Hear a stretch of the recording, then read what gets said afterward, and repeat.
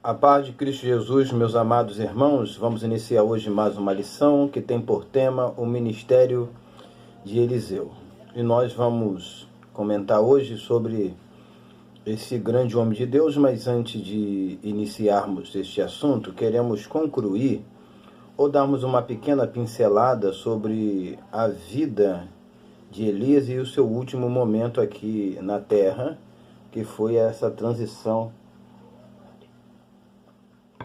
da sucessão de Eliseu a Elias, e o ponto que a gente comentou na semana passada, que ficou ainda alguns pequenos pormenores que a gente vai tentar comentar, mas não objetivamente detalhar, porque o tempo não nos permite tal devido detalhe. O que eu quero ressaltar hoje, dando continuidade à aula da semana passada, se você não assistiu, assista. Se assistiu, comente e compartilhe.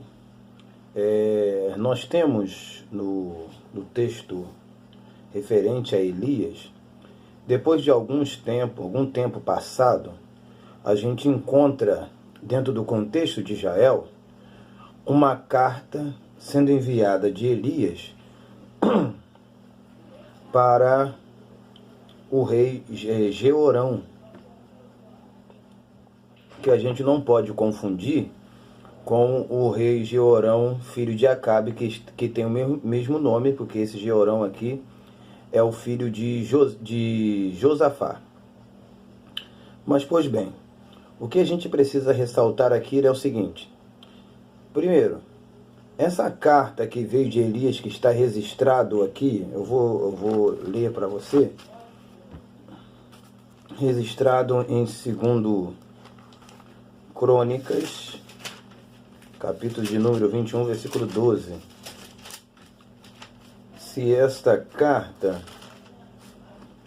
ela vem do além, ou se ela vem do próprio profeta em sentido expressivo da palavra. Então diz assim, vou ler só o primeiro versículo. Então lhe veio um escrito da parte de Elias, o profeta, que dizia: assim Elias profetiza para o rei, filho de Josafá. Então o que a gente precisa observar aqui? Observar que se o escritor de crônica, que é um escritor bem posterior, após exílio, relata aqui sem colocar nenhum pormenor de dúvida, de incerteza, como aquele fato não sendo um fato vindo de outra dimensão, por exemplo, Elias, segundo a conotação que nós temos básica e teologicamente, isso você vai encontrar em qualquer outro lugar. Todas as fontes que eu já pesquisei e já li vão aludir diretamente que Elias ele foi levado no redemoinho ao céu. Então, se Elias foi levado redemoinho ao céu, ponto antecedente ao fato da profecia aqui, e tem uma carta dele, ou esta carta foi escrita quando ele estava em outra dimensão, vamos dizer assim, ou esta carta foi escrita com antecedência. Só que alguns aludem, para defender a ideia que Elias foi para o céu vivo, aludem que essa carta foi escrita com antecedência. Mas eu quero aqui abordar o seguinte fato: haveria necessidade de Elias escrever uma carta para falar com o rei Jeorão, que estava sucedendo seu pai, já tendo Eliseu e outros profetas? Nós temos outros profetas em funcionamento já naquela época. Haveria necessidade? A sua pergunta de repente pode ser sim ou não, mas a minha resposta é não. Não haveria nenhuma necessidade, não há nenhuma necessidade de Elias enviar uma carta de outro mundo, escrever de outro mundo, ou anteceder uma carta, que se ele porventura fosse antecedê-la, essa carta deveria ter sido escrita e entregue na mão de Eliseu, seu sucessor. Pois bem, o que o texto diz aqui no versículo 12 do 21 de 2 Crônica é que veio um escrito da parte de Elias. Então, o que possibilita, pela expressão do texto, que essa carta foi escrita e enviada de imediato. E o que a gente precisa ressaltar aqui para a gente dar prosseguimento? Quando foi falado uma profecia antecedente de algum fato, o escritor, por exemplo, de 1 Reis capítulo 13, versículo 2, ele retrata, por exemplo, uma profecia que foi dita a favor do nascimento do rei Josias. Então ele profetizou, ele vaticinou antes para aquele fato que ia acontecer aproximadamente 250 anos depois. Então há essa concordância nesse texto. O que nós não vemos aqui é o escritor a posteriori comentar que aquela carta que o rei recebeu já tinha sido escrita quando Elias estava em vida. Ele não relata isto. E outro ponto interessante que a gente precisa também observar, que se Elias, porventura, ele teve um período de ministério iniciado, no período que o rei Acabe iniciou o seu ministério, que foi aproximadamente de 20 anos a 22 anos, a Bíblia diz 22 anos, o que a gente precisa entender? Que se o ministério de Elias durou esse período, e nós temos Josafá iniciando seu ministério 4 anos depois de Acabe, e desse período de Acabe, Josafá, a gente tem Jeorão, que a gente está citando agora, que sucede o seu pai, mas tem um reino ele começa com 32 anos de idade e termina com 40 anos, então 8 anos de reinado. Então a gente junta Josafá, 25 anos, e Jorão, dá ali 33 anos. Então, assim, caberia dentro do tempo de Elias, da execução, do exercer do ministério de Elias, entre 40 a 50 anos, 2 anos, 25 anos público, e os demais sendo assim privado. E quem estava na liderança era o profeta Eliseu. E eu quero, antes de entrar para Eliseu, ressaltar o seguinte ponto. O termo que a gente encontra de redemoinho, do capítulo 2, versículo 11, que vai retratar que Elias foi levado ao céu, é o texto básico que a gente não encontra paralelo nem comentário referente a isso. O que acontece? O redemoinho, ele é um vento, é uma centralização num devido lugar de um vento. Redemoinho é vento, não é fogo, não é vento. Pois bem, quando você lê, e eu quero que você faça isso depois, quando você lê 1 Reis capítulo 18, versículo de número 12, a palavra que aparece ali referente a Elias ser levado para qualquer outro monte, quando o profeta Obadias fala com ele fala que Elias poderia ser lançado em outro monte, e fala o Espírito do Senhor. E a palavra para Espírito é a mesma palavra em hebraico para vento. A palavra hebraica é ruah, que significa vento, sopro, ar e assim por diante.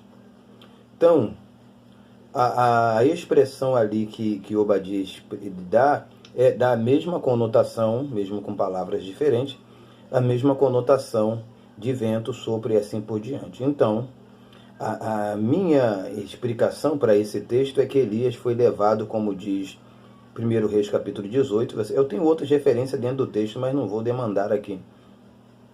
É levado para outro lugar para viver um ministério mais privado e separado. Mas que ele teve que morrer, a gente já citou isso semana passada.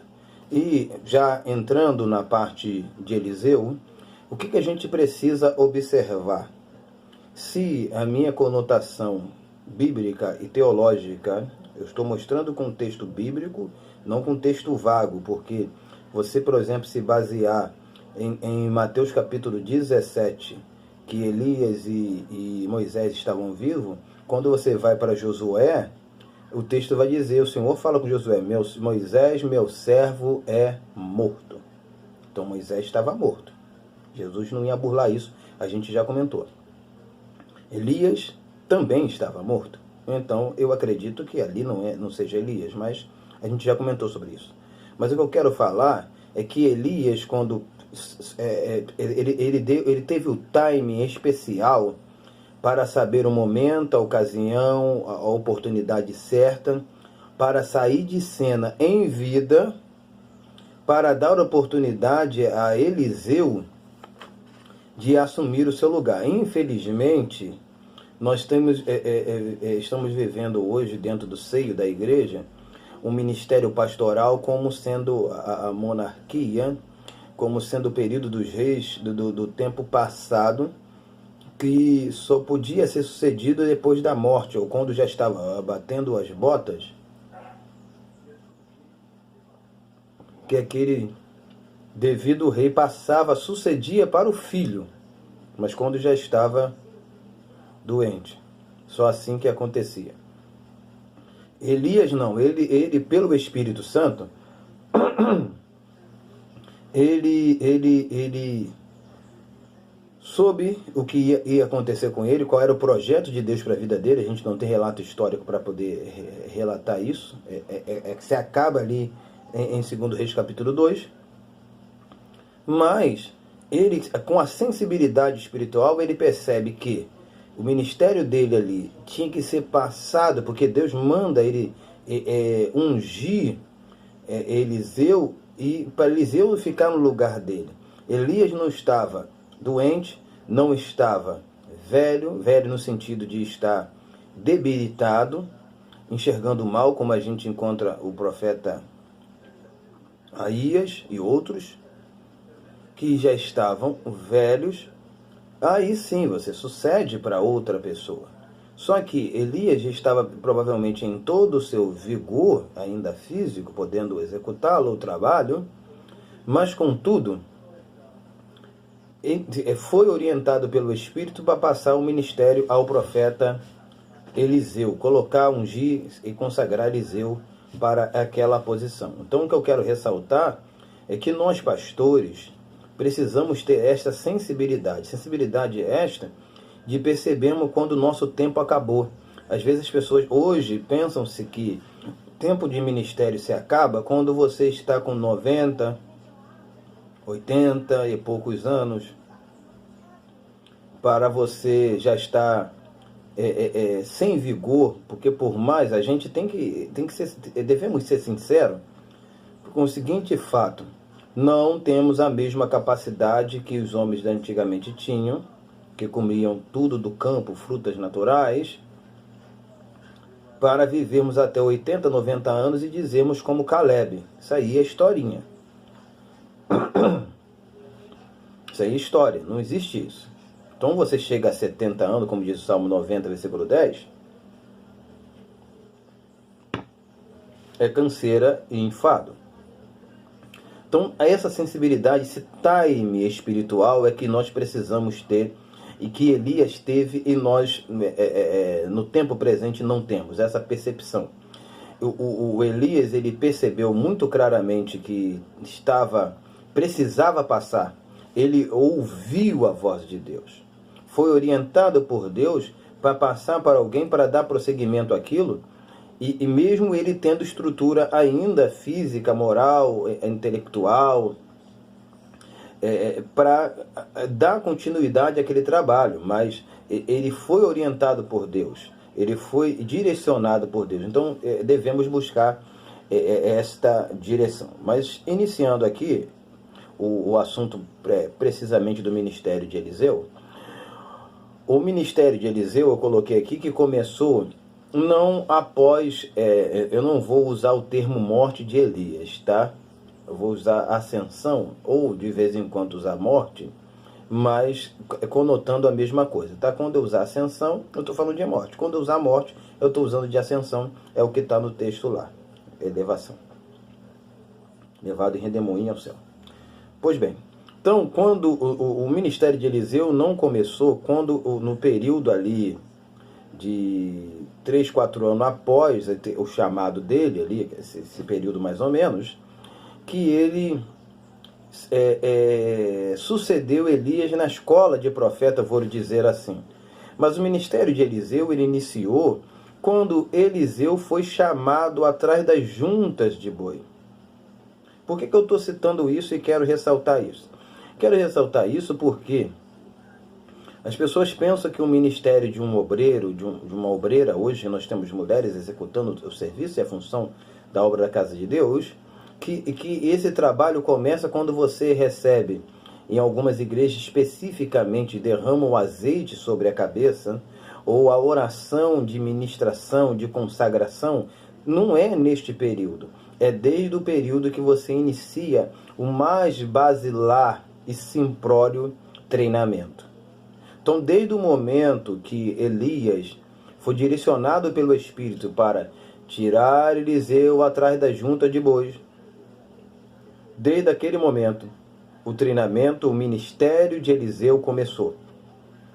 Por que eu preciso valorizar isso e estou tocando nesse ponto? Porque, para você que já é experiente, você já passou por isso. Mas, porventura, você que está iniciando ou na igreja, no ministério, em qualquer função, é importante observar isso. Porque se eu não demandar a devida atenção para esses primeiros contatos com os meus mestres e líderes, eu posso executar a minha função como obreiro, como um servidor da obra, de uma forma completamente ruim, leviana e prejudicial ao futuro do meu ministério. O primeiro contato é muito fundamental. Vou dar um pequeno exemplo para que você possa me entender. Por exemplo, quando você inicia numa empresa, você normalmente, dependendo do lugar, se for uma fábrica, etc., mas normalmente você é o mais novo, querendo ou não, dependendo da sua função, você está a serviço dos demais colegas mais experientes. Por exemplo, um sargento mais antigo, ele vai mandar, dependendo do que for, um sargento mais novo. Não porque ele em patentes ele é superior, mas é por causa do tempo. E com isso, o que o sargento mais antigo vai exercer? Não só a autoridade, mas treiná-lo. E a submissão do sargento mais novo, do quem seja, sobre aquele que tem mais tempo, é de aprender e absorver para fazer o certo. Mas se você é uma pessoa arrogante, prepotente, desobediente, insensível às orientações que lhe chegam, consequentemente, você não vai absorver aquilo que está sendo passado, e quando chegar no futuro, quando você estiver liderando, assumindo a liderança, você não vai ter a devida estrutura necessária para conduzir os seus liderados. Então a gente precisa exclusivamente demandar muita força, muita inteireza, muito interesse nesses primeiros contatos que temos com a obra de Deus. Porque são eles que vão nortear o nosso futuro. Por que alguns pastores, alguns obreiros dos dias de hoje têm um ministério assim ruim, têm um comportamento ruim? Por que isso? Isso acontece simplesmente porque nos seus primeiros contatos com a igreja, nos primeiros contatos com os membros da igreja, nos primeiros contatos com o corpo da igreja, ele não foi prontamente hábil para a execução desse contato. Com isso, ele perdeu a sensibilidade espiritual, não agora que ele é pastor, não agora que ele é presbítero, não agora que ele é diácono, nem agora que ele é obreiro, mas ele perdeu isso desde o início. Ele já começou isso de uma forma insensível. E eu quero aqui, antes de passar para o segundo ponto, que nós não vamos demorar muito,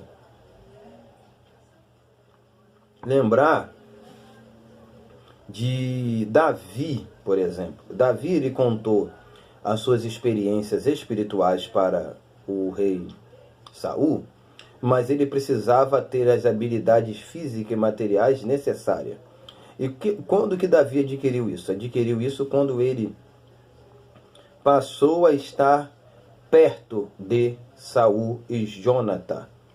Foi ali que Davi pegou experiência de guerra, habilidade de guerra, para se tornar um dos maiores, ou maior valente soldado de todos os tempos ali referente a Israel. Mas foi o contato com Saul e com Jonas que o fez isso. Quando que a gente percebe isso? Quando na morte de Jonatã e de Saul, o elogio que Davi presta a esses dois é inestimável, é uma linda poesia. Então, e outra coisa, você ser destacado, porque a gente encontra as mulheres falando que Davi matou seus 10 milhares e Saul seus milhares, isso não quer dizer que da concepção do coração de Davi, ele se comportava ou agia como se fosse melhor do que Saul. Então aqui a gente entra até para o segundo ponto, lembrando o seguinte, que o segundo passo do ministério de Eliseu é aprender como fazer. E a gente, aqui no primeiro passo, essa primeira absorção dos detalhes do mestre, primeiro contato para aprender o serviço, que era importante. Agora aquilo que ele aprendeu é que ele vai executar.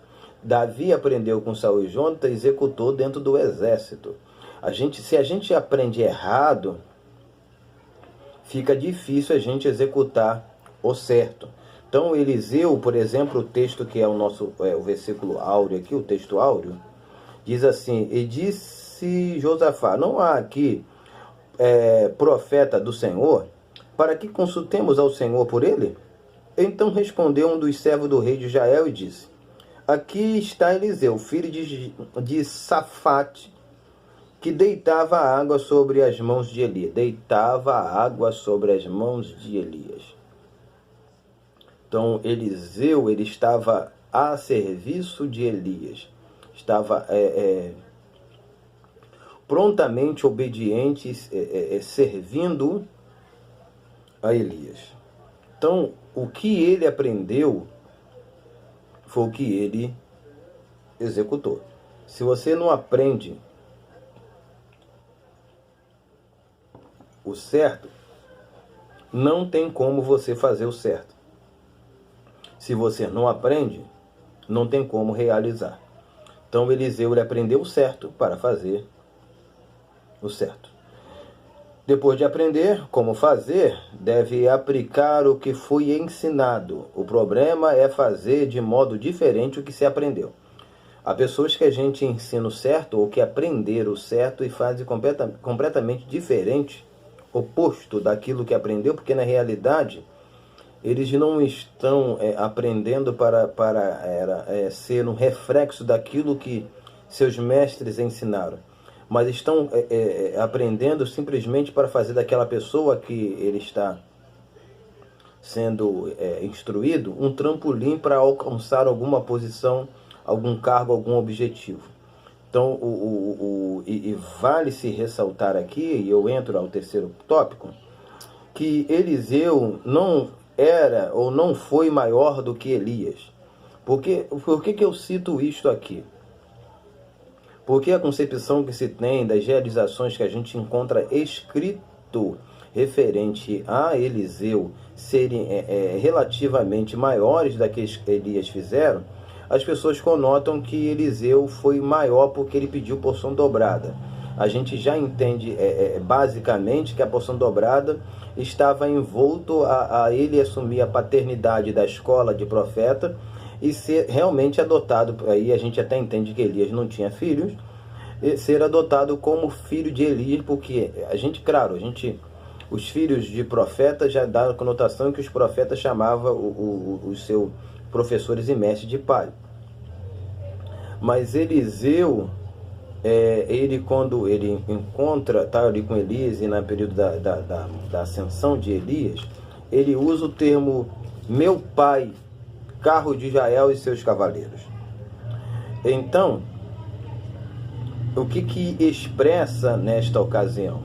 Que Eliseu não tinha só um comportamento com Elias de um mero senhor, de um mero mestre, mas ele tinha um comportamento com Elias de um pai. Porque os profetas que estavam na cidade, eles expressavam assim. Os filhos dos profetas que estavam em Betel saíram a Eliseu e lhe disseram: sabes que o Senhor hoje tomará o teu Senhor por cima da tua cabeça. Então, os filhos dos profetas não viam o contato de Elias e Eliseu como um contato de senhor e servo. Eliseu via o contato, isso eu estou lendo em 2 Reis, capítulo 2, versículo 3. Depois você pode ler. Em 2 Reis, dando continuidade, versículo 12, Eliseu fala: o que vendo Eliseu clamou, meu pai, carro de Jael e seus cavaleiros. Então, o que acontece na ocasião? E eu quero retratar. Eliseu era visto como servo, mas o relacionamento que ele tinha com Elias era um relacionamento de pai. Ele tratava Elias como pai. Ele tratava Elias como o superior a ele. E esse relacionamento é muito importante para ver essa troca de ministério. Porque, infelizmente, hoje, as pessoas querem ocupar o ministério, querem sucederem os seus pastores, mas não existe essa comunhão, esse entrelaçar entre um e outro, um comportamento entre pai e filho. E eu não estou falando de comportamento de pai e filho quando o filho é o vice do pai. Eu estou falando de pai e filho quando o obreiro é um obreiro comum, de uma execução de um ministério, e o comportamento dele é como se o seu pastor fosse realmente seu pai, independentemente de idade ou não. Então, o que a gente precisa? Precisa desse entrelaçar espiritual, precisa dessa sensibilidade espiritual, precisamos dessa comunhão espiritual. E um detalhe importante: ser servo, considerar o seu superior, seu senhor, não anula o sentimento de pai para filho. E o sentimento de pai para filho não vai também anular a responsabilidade e os comprometimentos que está envolvido no seu serviço e na execução da mesma. Porque as pessoas que confundem muito a passagem que Jesus falou: não vos chamarei mais de servo, mas de amigo. Para ser amigo de Jesus, tem que ser servo. Mas há muitas pessoas que são amigos, são servos de Jesus, mas não são amigos. Então a gente precisa ampliar o nosso relacionamento para com Deus, precisamos ampliar o nosso relacionamento para com a nossa liderança, para que as sucessões possam acontecer naturalmente. E, para nós fecharmos, o que precisa ter em pauta? Respeito. Porque por mais que a gente entenda de uma forma ou de outra a conotação da porção dobrada, o que Eliseu tinha referente a Elias? O que ele via? Ele via um grande homem de Deus.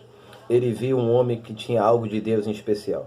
Por isso, quando ele pede a porção dobrada que estava do Espírito que estava sobre Elias, é um reconhecimento que ele falou: eu preciso ser igual a este homem. Só que hoje, dentro das nossas igrejas, não existe um espírito de sucessão. Os que chegam depois acham que são suficientemente capazes de exercer e executar qualquer função sem necessidade de ter uma sucessão. Porque quando Eliseu ele pede a porção dobrada do Espírito de Elias, não era mais ele. Porque ele poderia pedir, depois que eu vou ser sucessor. Porque ele foi separado, foi chamado para ser sucessor de Elias. Ele não precisava pedir a Elias essa tal porção dobrada e citar o texto de colocar isso, a porção do Espírito que está sobre ti. Só que ele entende que Elias tinha algo em especial sobre a vida dele, que ele não tinha, que ele precisava que Elias delegasse, passasse, outorgasse para ele aquela autoridade, aquela unção. O problema está que alguns pastores não querem passar, querem morrer com aquilo que têm. E outro problema é que os novos obreiros e pastores e mestres e assim por diante não querem manterem essa ligação espiritual que precisa se ter de essa sucessão espiritual. Eu aprendo com alguém, dou seguimento àquilo que aprendi com alguém, desenvolvendo com a minha característica, com o meu pensamento, com a minha ideia, mas sempre ligado àquela pessoa. Porque quando você fala de Eliseu, você lembra logo de quem? De Elias. E o problema hoje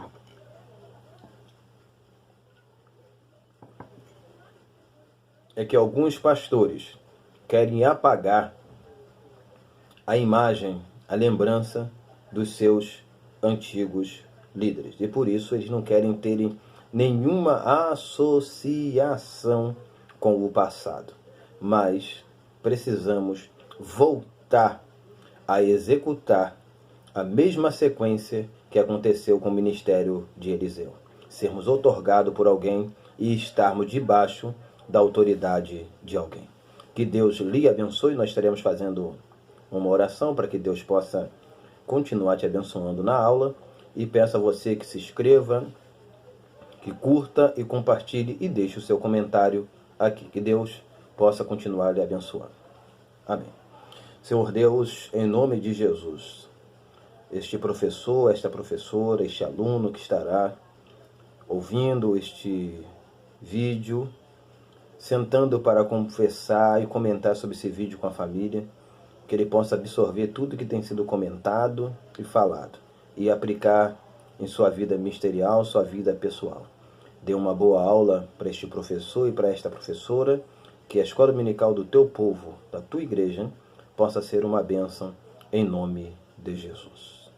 Meu amado, fique na paz do Senhor, que Deus lhe abençoe e tenha um ótimo domingo na presença de Deus. Amém.